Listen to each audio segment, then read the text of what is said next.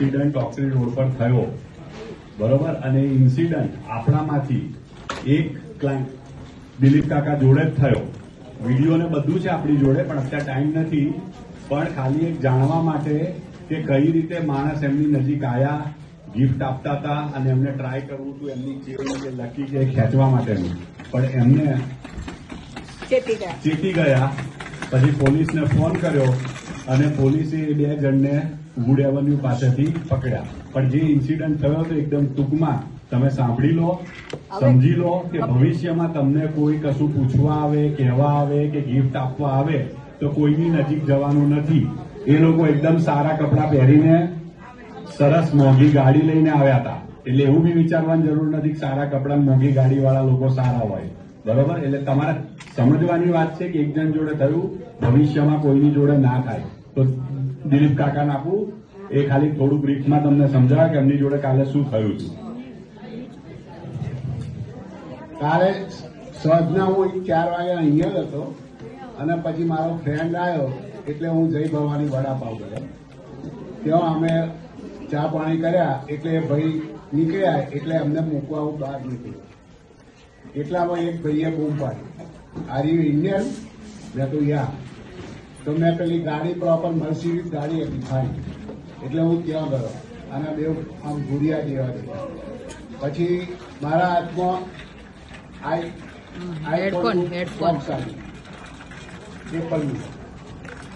મને કહે gift for you gift. મેં ભાઈ are you Indian or my best friend, I give you gift.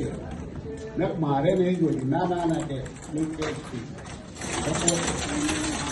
પછી સોનાની છે ના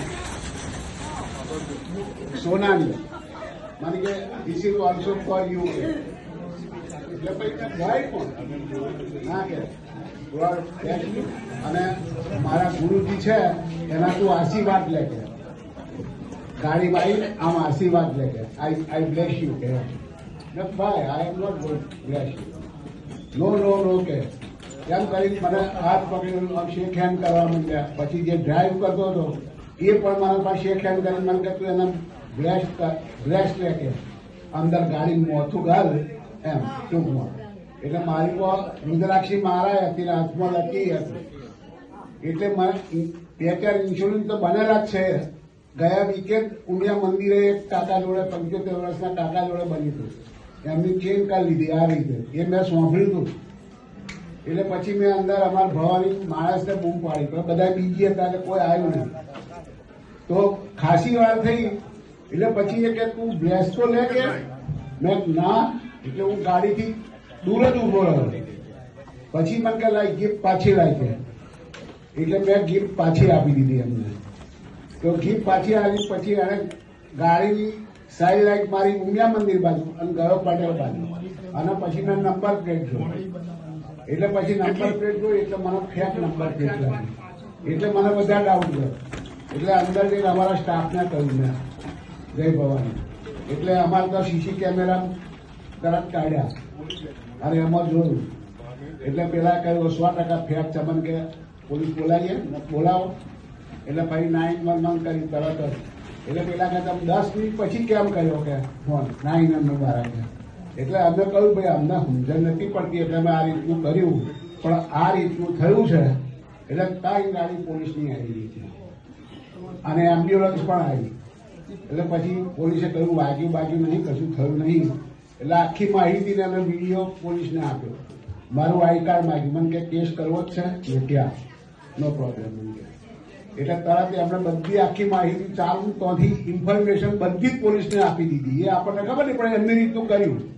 અને આગળ એક્ઝોન પેટ્રોલ પંપે અડધા કલાક પછી પકડ્યા અને પકડી એમને એ કરી આખો રોડ બ્લોક કરી દીધો હતો 20 ગાડી પોલીસની.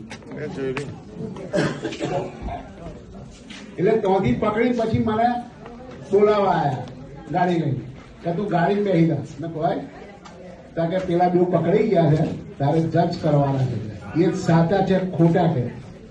પહેલા મેં અમને બધી ઇન્ફોર્મેશન આપી હતી. હાથે અમે ટેટુ કરેલું છે બધું જ.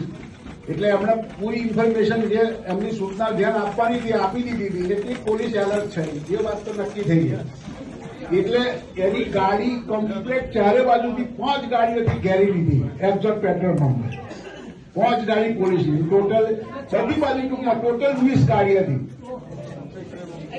અને પછી મને લઈ ગયા તરત કે અમે બતાવીશું નહીં કશું તરત એને હોમે નહીં લાવીએ ત્યારે એમની ગાડીમાં જ બેઠા પોલીસની ગાડી પણ મને બેસાડ રાખ્યો અને એમના ફેસ આગળ લઈ ગયા એટલે એમને ખબર ના પડે કે મેં કોઈ ઇન્ફોર્મેશન આપી છે એટલે તરત મેં કહ્યું આ બંને હતા મને ગાડી કોણ ચલાવતું હતું મેં આ ભાઈ અંદર ગાડીથી બતાવ્યું 2 ઓફિસરો બધું મને પહેલા સમજણ પાડી ગયા કે તારે આ રીતનું તારે કન્ફર્મ કરવું પડશે કે એ રિયલ માણસ એ હતા કે બીજો કોઈ ના શકતા એમ પણ મેં કહું આ જ છે એટલે બેઓને પાછળ હાથ કરી પહેલા નોની મારી આમ ખુલ્લા જ હતા પછી મેં કહ્યું કન્ફર્મ એટલે કમ્પ્લેટ હાથ કરી નોની મારી દીધી બેઓને અને બંનેઓને એરેસ્ટ કરી લીધા અને એમની ગાડી થ્રો કરી પોલીસ સ્ટેશને લઈ ગયા પછી પોલીસ પાછી મને થેન્ક્સ કહેવાય કે આ કિસ્સા બહુ જ બને છે પણ કોઈ પાકું ઇન્ફોર્મેશન આવતું નથી એટલે આ રીતનું થયું એટલે બધા